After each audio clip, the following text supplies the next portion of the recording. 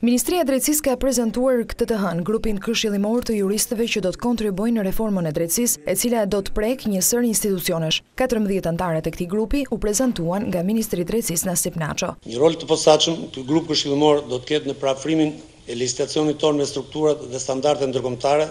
në veçanti me ato të Bashkimit Evropian, si dhe prezantimin në publik të reforma legislative në fushën e drejtësisë. Nisur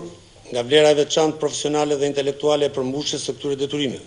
dhe angazhimeve, me synim për të përballuar me sukses problematikat e asura dhe për të krijuar terrenin e nevojshëm të zhvillimit të reformave legislative dhe gjyqësore sipas parametrave bashkëkohor, domosdoshmëri mbetet evidentimi dhe bashkërendimi i kapaciteteve dhe kontribute profesionale dhe juridike, duke synuar në ndërtimin e rregullave dhe mekanizma dhe struktura moderne të pjesëmarrjes dhe zhvillimit të procesit të brendshëm legjislativ, duke uruar punë të mbarë kësaj elite të vyer dhe të mendimit juridik shqiptar. I falenderoj edhe një herë për pjesëmarrjen dhe angazhimin e tyre në këtë proces kaq të rëndësishëm të reformave,